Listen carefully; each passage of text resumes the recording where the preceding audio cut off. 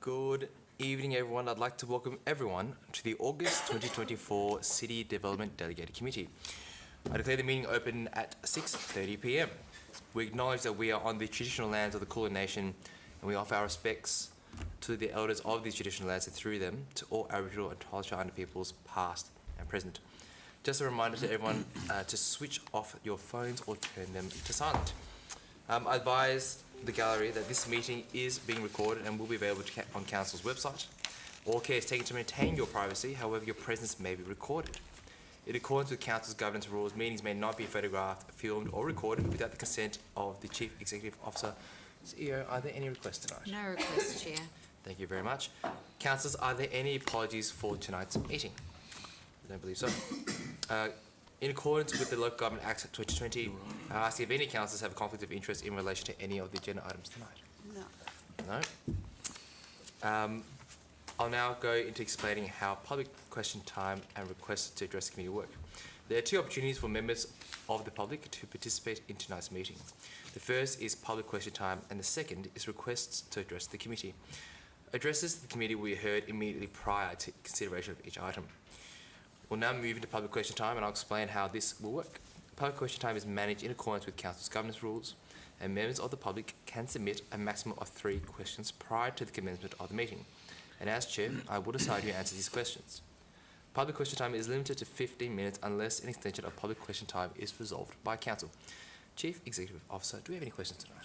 Yes, Chair, we do. Would you like me to read them out? Please. So the first question is from Fadhullah Yusuf, and he asks the following question. I purchased a townhouse in Footscray in March 2023. In February 2024, the council sent a remedial letter requiring me to remove artificial lawn, claiming it violates the landscape plan and the original planning permit, which I wasn't involved in. No inspection or statement of compliance was provided before settlement. How long is the landscape plan enforceable, and is this being uniformly applied to all property owners? Thank you very much, Mr. Yusuf. I'd like to ask our Director of Infrastructure Services to provide Planning and Environment. Planning and Environment, sorry. Yes.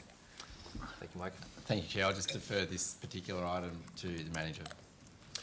Thank you, and through the Chair, a planning permit for the property was issued by Council in July of 2020 and allowed the construction of 4 dwellings on the lot. Condition 14 of that permit required the submission of a landscape plan, which was then approved by Council's planners in September 2020. The planning permit and the approved plans run with the land in perpetuity, and it is the responsibility of the landowner or occupier to ensure compliance with any conditions.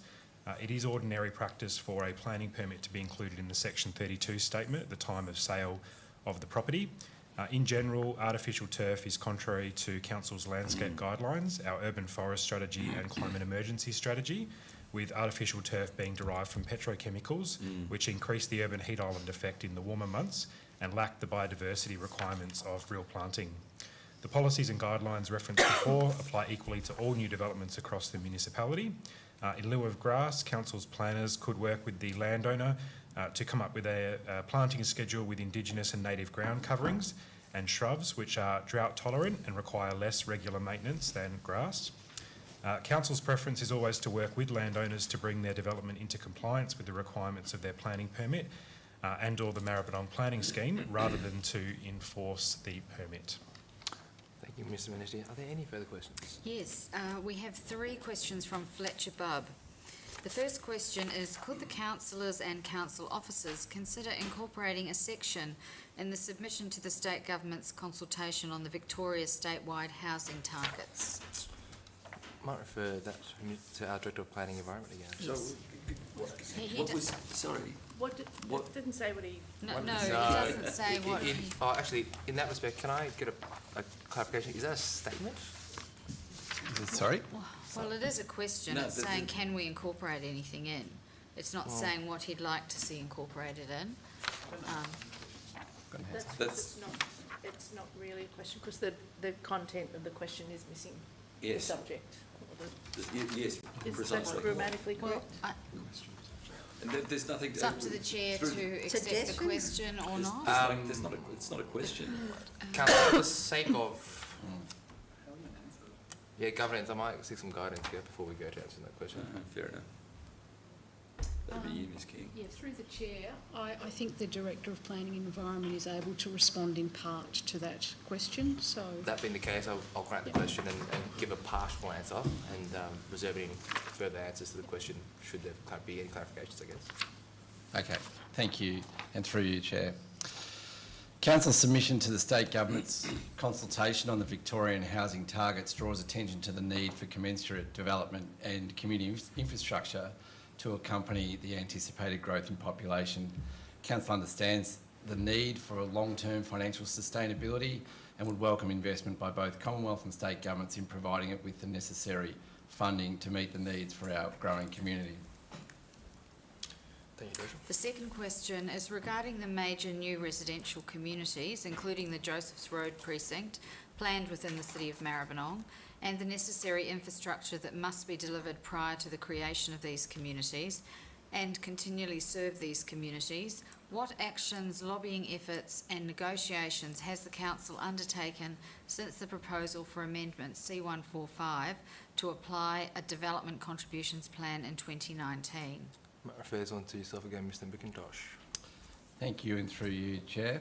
Council considered Amendment C145 to the Maribyrnong Planning Scheme at the Ordinary Council meeting on the 31st of July 2019 and approved the Joseph Road Developer Contributions Plan.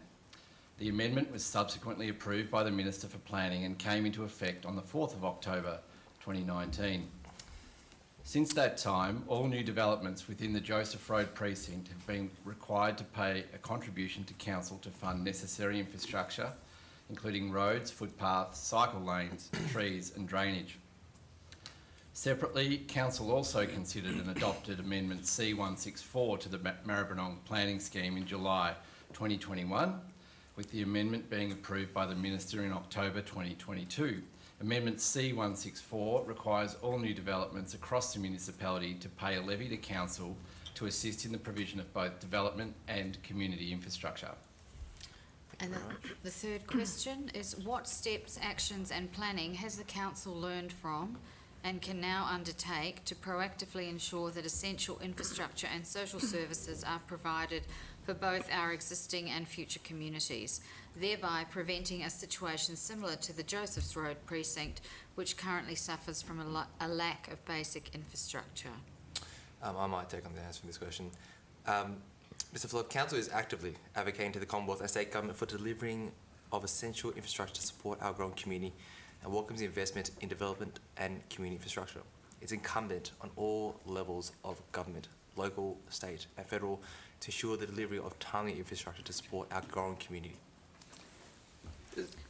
Through the chair, if I could, just to add to that, Chair, can I say, in terms of one of the learnings, I think for not just this council but any future council, that there needs to be a collegiate approach. And when I say collegiate, an iterative approach to any developments that occur that are going to be approved in the context of, don't approve something where you're foisting an encumbrance on council to provide infrastructure that it's not in the position to do. That's mad. All's you do by approving developments where council can't afford to put in the infrastructure is that you wind up having a development occurring and the council is playing catch up to ensure that the infrastructure over time is in place. Any developments that occur have to be coordinated. And I think the Joseph's Road example that Mr. Is it Fraser Bubb speaks to? Fletcher. Bubb, yeah, thank you. Is an excellent example of what not to do. Absolutely outstanding example of what not to do. There needs to be the partnership arrangement between local and state government. And I would suggest, Chair and councillors, particularly given the expectation that the city of Maribyrnong is going to grow by some 114%, that this as a principle is core and critical to the successful fruition of the 114% growth actually being achieved, with the level of amenity that needs to be in place and commensurate with the requirements of the community who are going to live in any new dwellings that are part of that growth process.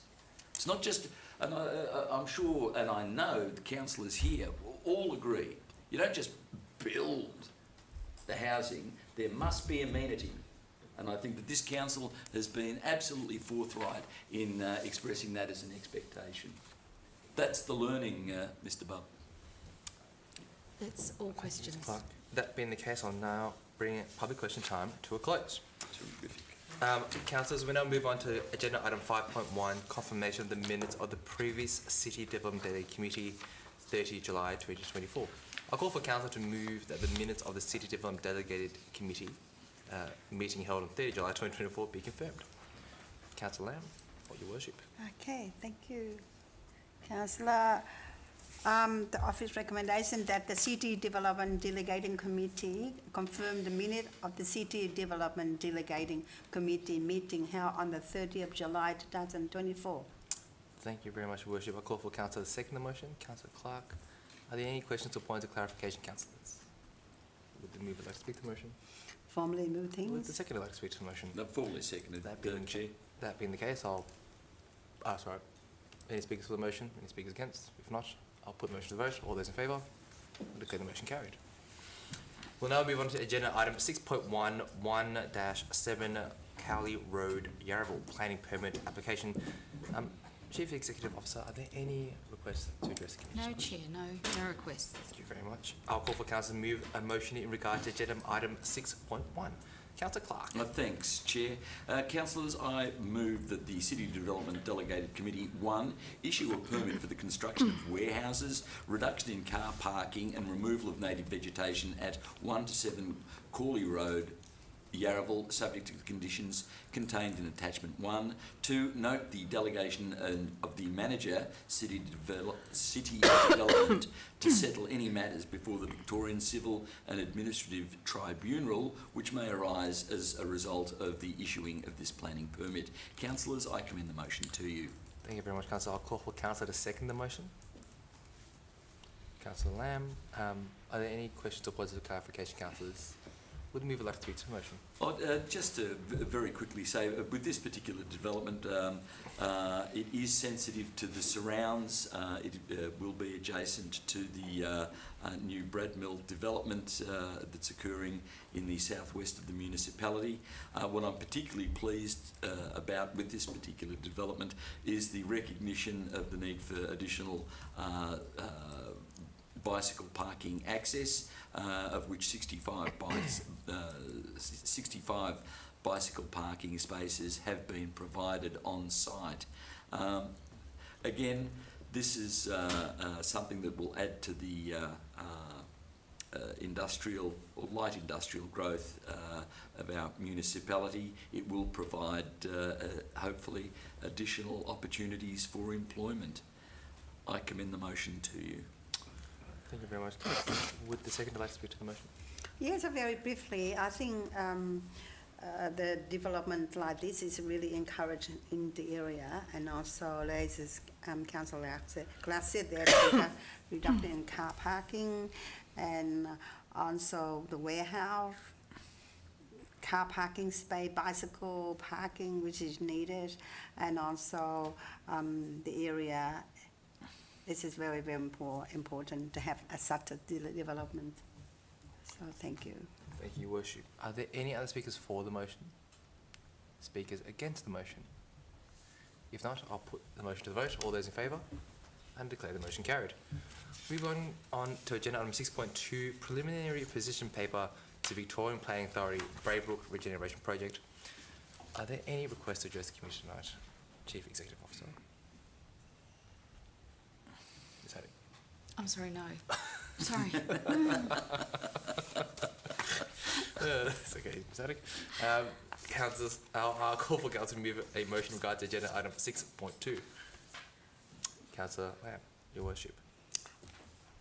For office recommendation, the City Development Delegating Committee's number 1 endorse the preliminary position paper to planning scheme amendment C174 MARI, MARI, as shown at attachment 1. Number 2, note the recommendation made in council preliminary position paper that addressing matter including but not limited to change to the urban design framework, draft planning scheme amendment, development contribution plan, and the need for further work on the supporting the report. Number 3, note that additional information to support council position might be preparing on expert advice and delegating to the Director Planning and Environment the power to make any necessarily addition to the submission to planning scheme amendment C174 MARI following the release of the final exhibition material. Number 4, note that the position paper will form the basis of any future submission to the planning scheme amendment. And number 5, note that comments on the planning scheme amendment 174 MARI will be further developed and advancing as a part of the council submission and presentation to the Standing Advisory Committee to address and expand the matter raised in the position paper to the Braybrook Regeneration project. Thank you very much, Your Worship. Can I ask for a seconder to the motion? Councillor Thomas. Are there any questions or points of clarification, councillors? Would the mover like to speak to the motion? Just very briefly about the Regeneration project involved that preparing the Braybrook urban design framework set out the proposed future land use, building form, density, landscaping, and infrastructure provision. And planning scheme amendment 174 MARI, new planning control to implement a BOR and other supporting document, development contribution plan to ensure development contributing toward public infrastructure costs. So this is a very important paper when addressing a number of key matter, and that including internal department across the council, and there are 10 key matter are land use and urban design framework, community infrastructure, renewable and supply source of public housing, DCP and shortfall of contribution, environmental impact including noise and quality, integrating water management, transport approaching to provision to open space, building form and urban design, planning scheme amendment document. So this is very important to see that in the future, we're going to project populating 2051, then the number of populations have been significant, will be increased, and that's really important. But how do we make a better need for the community who utilize and who use that? And that is the thing. It's very important to have a thorough with community and all input from all level of community and people who's involved projects. So I think I already read that recommendation and that included. So it's a long term. Thank you, Your Worship. Would the seconder like to speak to the motion? Yeah, I'll just say a couple of things. Thank you, Chair. I mean, there's no doubt that the public housing stock in Braybrook needs attention, but even after, I think Council's been meeting with Homes Victoria and the Victorian Planning Authority, I think for at least 3 years now, and the council officers have been doing a lot of work in the background. We still have an entire submission full of questions. It's got more questions than answers almost, particularly around things like open space, which the proposal that's currently with us will mean that Braybrook residents will have less open space per person than they have now. Active transport and public transport have not been enhanced significantly in the way that it needs to if we're going to bring in additional residents to the suburb. We still have questions around community infrastructure and how that will be funded and how that will be implemented over time. I think there's I've just forgotten, I couldn't find it again in the paper. I think it's about a $25 million shortfall in developer contributions, which will fall to council and our community Is to that all? pick up the tab. Yes, that's all, Councillor Clark. There'll be an overall reduction in the percentage of social and public housing. And in a housing crisis where housing affordability is it's a critical need, you know, we can't sort of go into the future with reductions in social and public housing. So we have a lot of questions. We really would like some answers sooner rather than later. And thank you to the officers for spending what I know has been a lot of time in negotiations and preparing reports and, you know, sort of fine-tuning, preparing and fine-tuning the submission, and for briefing, you know, councillors thoroughly on the shortcomings, I guess, of this, of the urban design framework and the planning scheme amendment. Thanks. Thank you, Councillor. Are there any other speakers for the motion? Councillor Clark. Yeah, thanks, Chair. Can I just echo the sentiments of the mover, Councillor, Her Worship, the Mayor, Councillor Lamb, and the seconder of the motion, Councillor Thomas. What I do have to say to both of my councillor colleagues is I'm a little puzzled as to why you are understating the abject horror that is being foisted upon us that they dare call the Braybrook Regeneration project. You know, I've got to say, councillors, I've been in and out of this place since 2005, save the period between 2016 and 2020. This, for me, is the most remarkable example of planned detritus that I've ever seen, ever. What we have been issued, and I say issued with, by our colleagues from the state, and this is a commentary on the failings of the bureaucracy responsible and they charged with this particular project. I cannot believe how what we have today, councillors, is in fact less, it's worse than what they initially came and spoke to us about.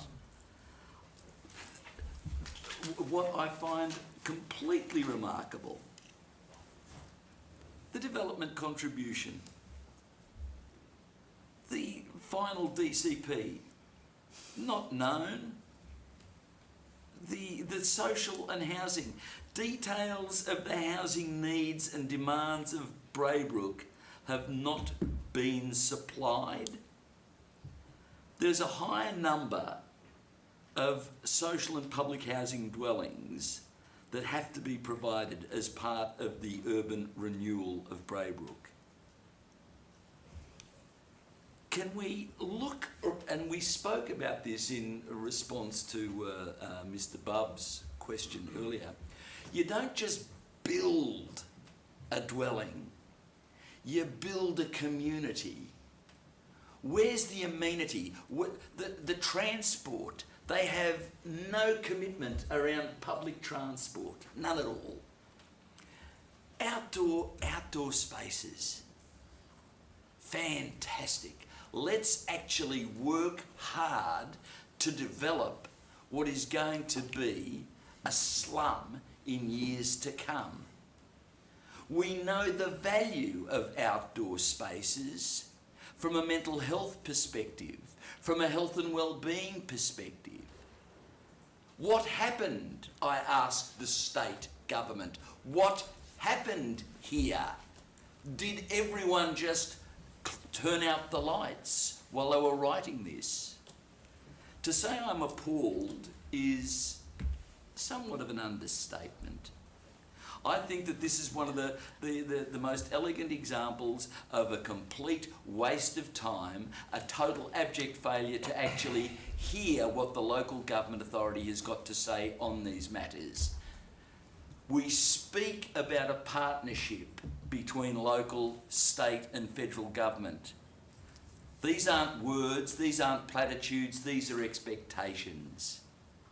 If this is what the planning authority can come up with, God help us. God help us in any attempt to achieve the 114% increase in population growth by 2051, because it will be a disaster, an unmitigated disaster.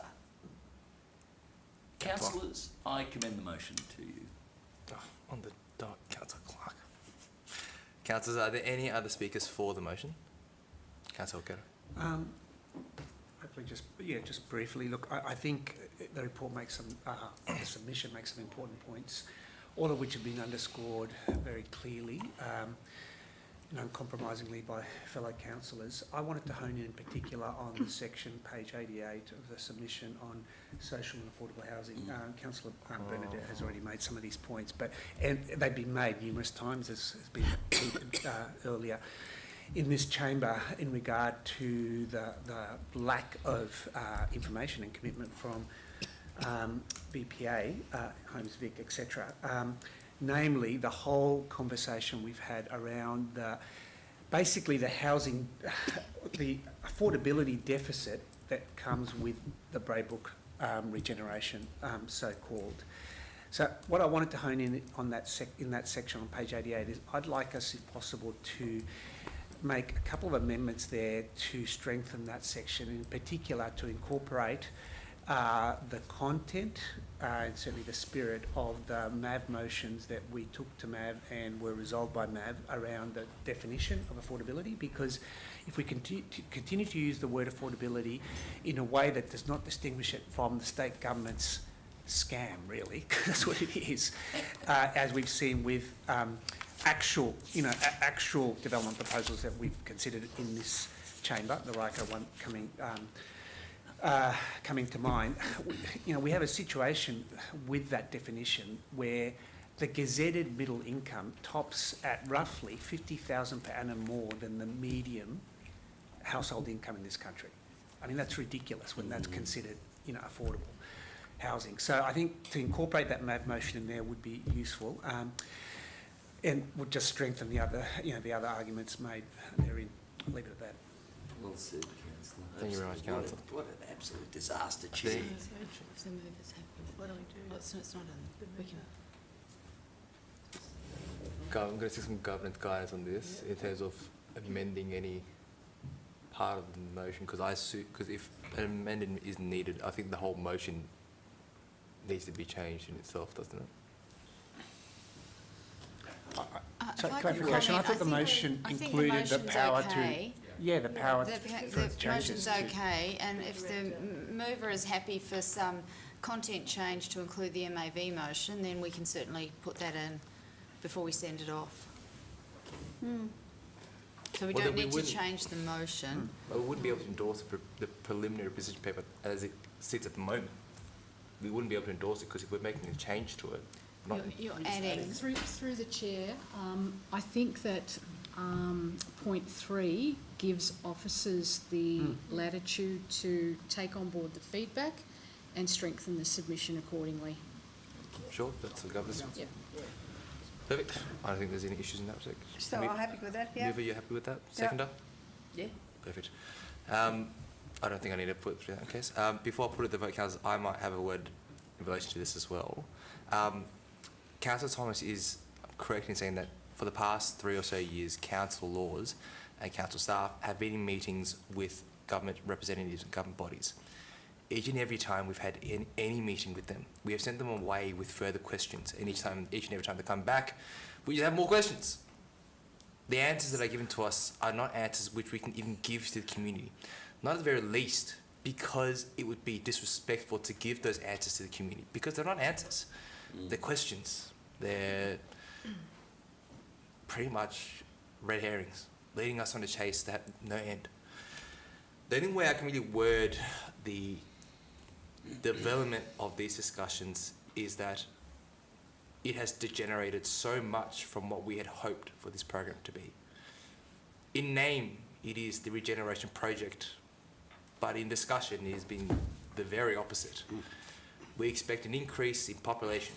We expect an increase in housing stock, and very much which is welcomed, is the regeneration of social and affordable housing stock in the city of Maribyrnong. It's always welcomed. But we're not going to do that at the risk of our community in terms of the amenities they deserve, whether it's open space, whether it's access to public transport, whether it's parking for cars, whether it's bicycle lanes, all these different questions which we have raised time and time again that remain unaddressed. I can comfortably say in the last meeting, I think I spent 15 minutes ranting directly towards the directors and the CEOs of the respective bodies because I was just so livid with what I had in front of me. I cannot describe to the community the embarrassment I felt, or the second-hand embarrassment I felt sitting there saying, you're happy to present this to councillors and you're going to tell the community that council accepts this? I'd have a second guess if I was you. Every councillor in this room and any council candidate looking forward should have a look at this and seriously consider it an embarrassment. Council staff, can I first and foremost thank you for your submissions and thank you for your work behind closed doors. It is underappreciated a lot of the time, and so I take this opportunity to really thank you for your work and for your advocacy for the community. It doesn't get unnerved by councillors especially. Councillors, I'll put the motion to the vote. All those in favour? I declare the motion carried. We'll now move on to agenda item 6.3, council submission to state government consultation on developing a plan for Victoria statewide housing targets. Chief Executive Officer, are there any requests to address the Commission? No request. Thank you very much, Ms. Haddock. I'll call for council to move a motion regarding agenda item 6.3. Councillor Thomas?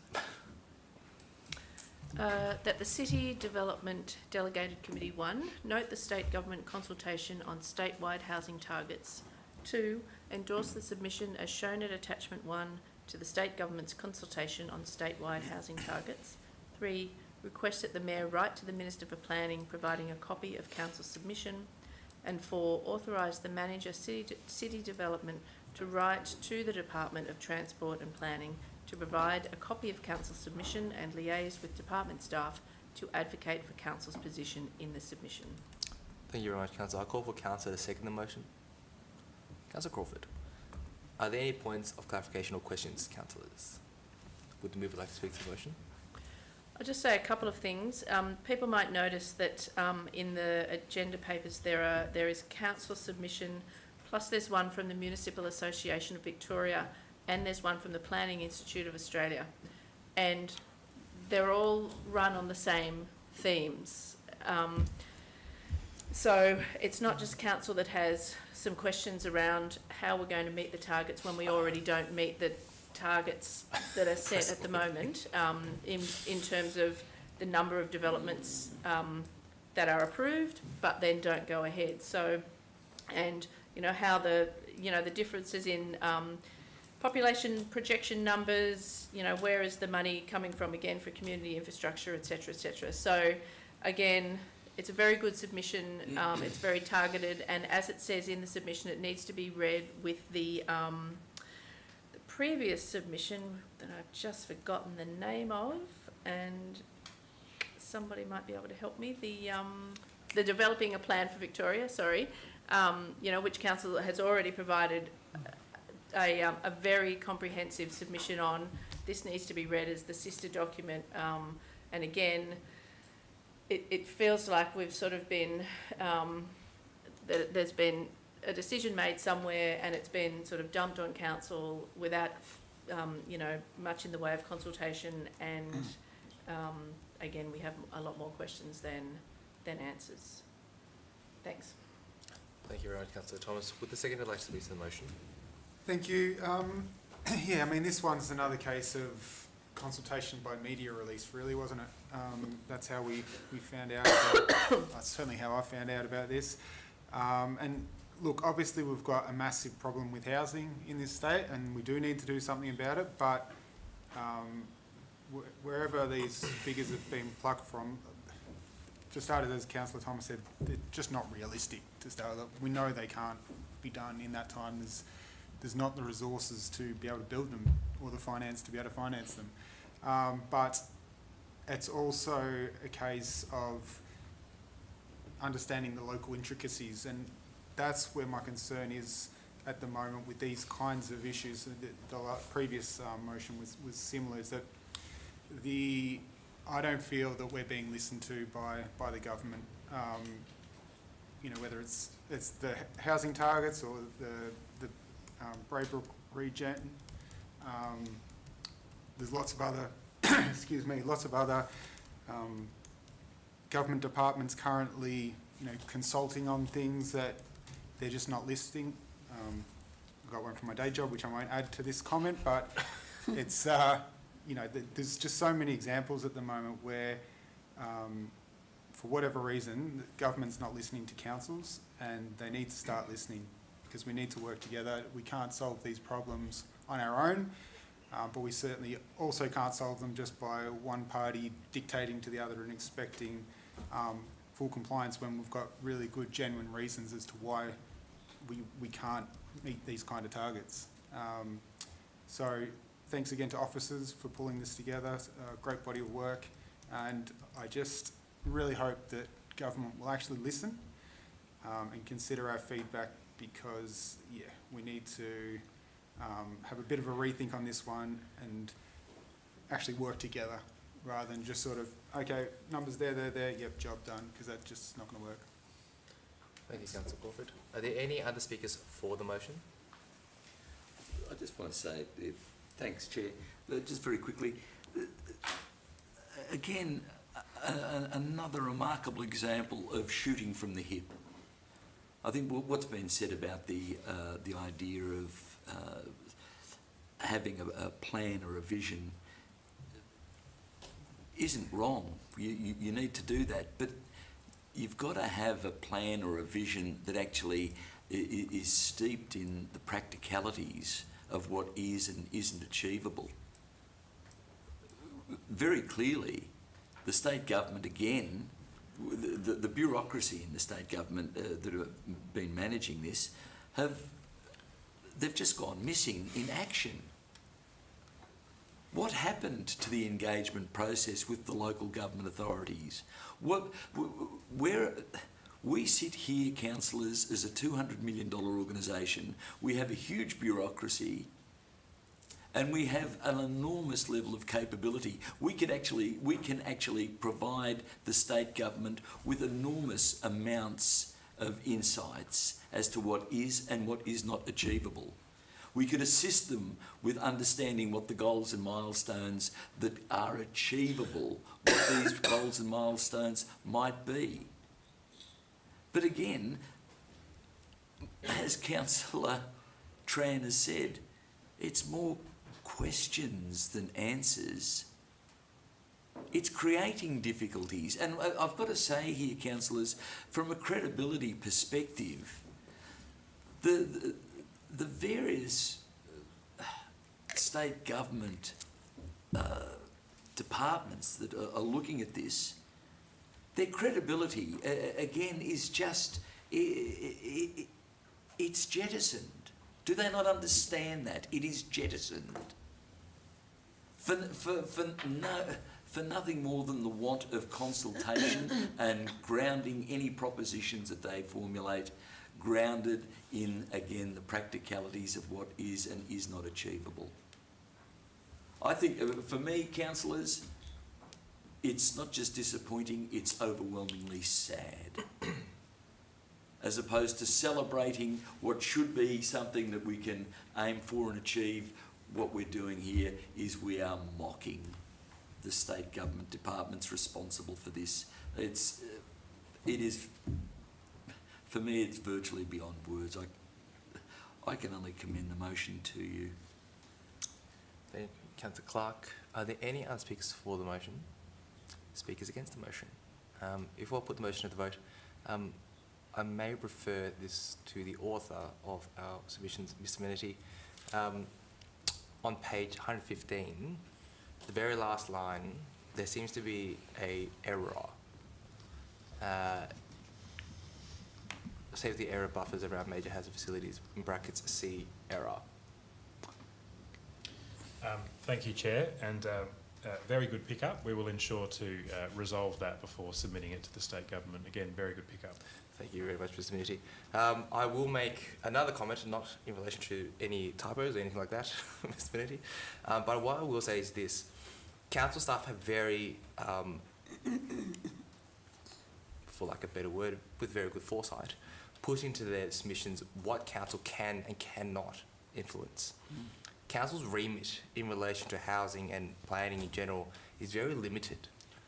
In relation to where things are built, the regulations surrounding landlords, developers, and so on and so forth is heavily regulated by the state government.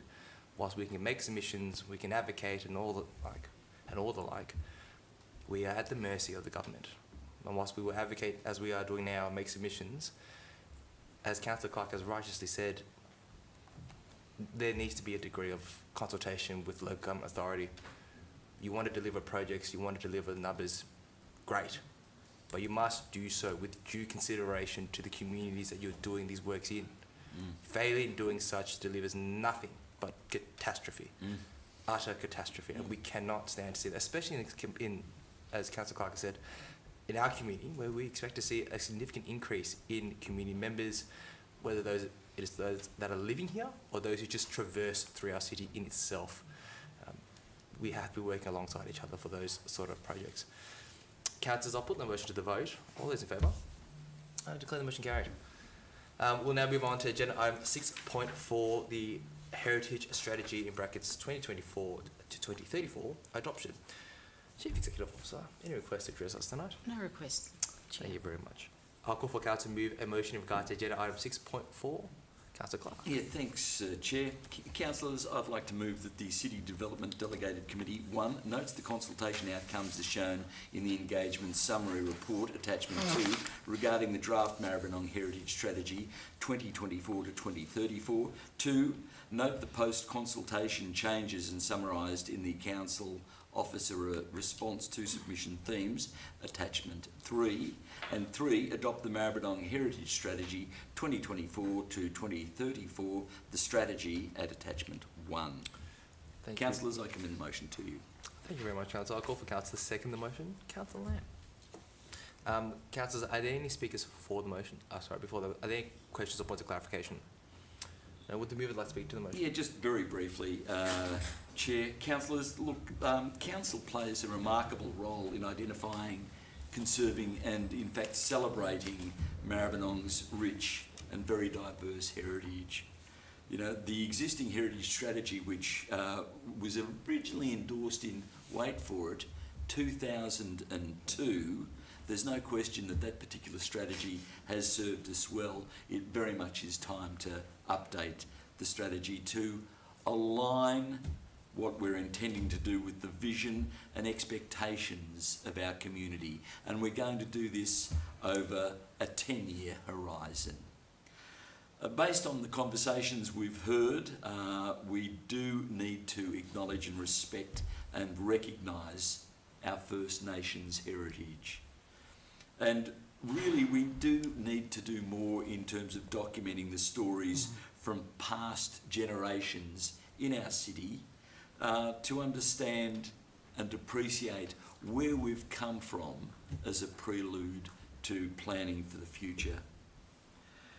I've got to say, Chair, Councillors, we do intend to continue to work with the Footscray Historical Society to celebrate our heritage.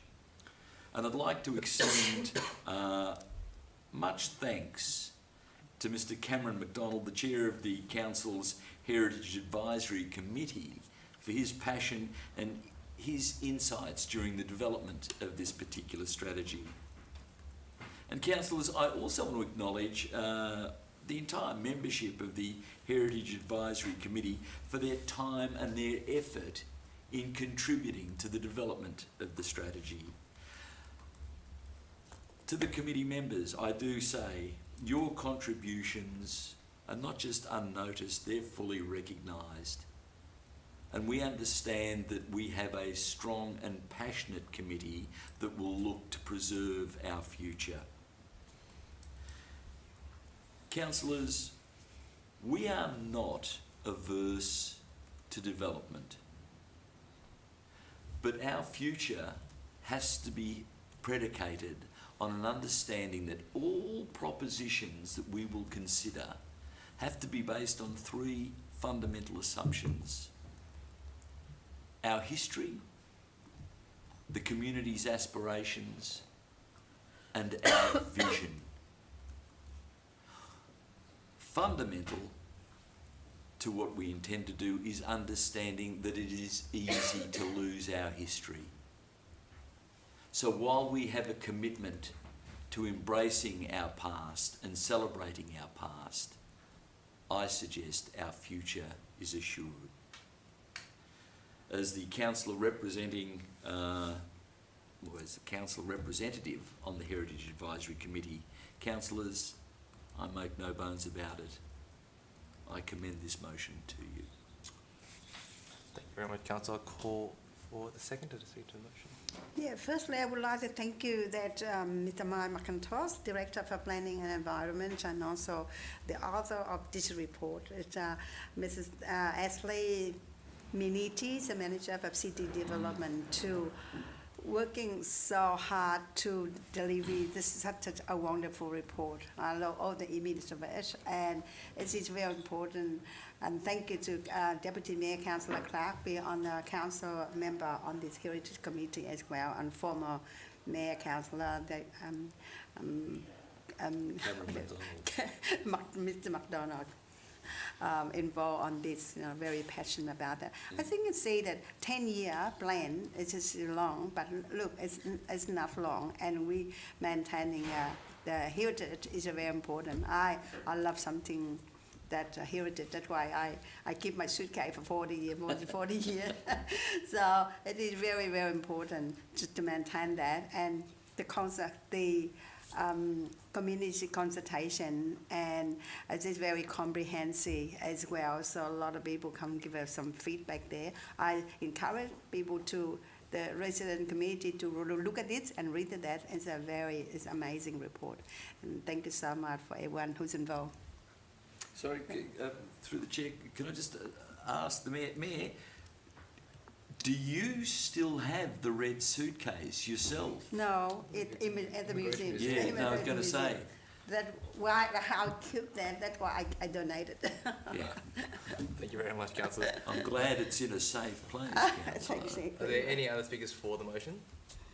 Speak. Oh, Councillor Thomas. Did you? No. Okay. I just wanted to say, the section of this that I liked the most of this strategy is the section called headed Our Story, because it goes through the various sort of histories, I guess, that Maribyrnong has experienced. It's very, very firmly sort of rooted in Aboriginal cultural heritage, and that's integrated through a number of the other stories, of heritage stories, the maritime, based on First Nations relationship with the river as well, and the archaeological and the migrant stories. So I really like those because they're well told stories in plain English, and I think they kind of give life to the strategy itself. So yeah, I just wanted to kind of highlight that really, that's a key element of the strategy is the telling of the various stories over time for the city of Maribyrnong. Thanks. Thank you, Councillor. Are there any other speakers for the motion? Any speakers against the motion? Before I put the motion to the vote, councillors, I might say a few words myself. I, very much like Councillor Thomas, like very particular parts of this particular submission. Just bear with me, I'm just trying to bring back my little bloody thing. In particular, if you look at page 154 of our booklets tonight, that refers to the activism and community social component and themes. Activism, as everyone in the community is aware, is a very big part of the very fabric of the city of Footscray, the city of Maribyrnong, its successor, whether it be on a local level or on a state level, but also on the community and social level. I like that thing in particular because it pays homage not just to the our Indigenous elders, but also to our migrant communities. But it also gives me a bit of reassurance that just as history has been made, history sits with us in the room today, as history has been with us in this room. I refer to the now past Councillor Carter, but I also refer to Councillor Lamb and to Councillor Clark in the history that they make as well. It is reassuring because I think it is a story that should be told time and time again, and it should ideally be a bedtime story that Councillor Clark tells in the Footscray Library at some stage. But I also think it pays homage to what we stand for as councillors as well. And I really do appreciate that. And I thank the council staff for their work in relation to that. I endorse the motion as it is. Councillors, I'll put the motion to the vote. All those in favour? And I declare the motion carried. Councillors, we now move to councillor question time. Before I read out the rules, councillors, are there any questions at all tonight? That being the case, I'll call council question time, bring it to a close. We'll now move on to urgent business. Councillors, is there any urgent business at all? I think not. That being the case, I now declare the meeting closed at 7:20 p.m.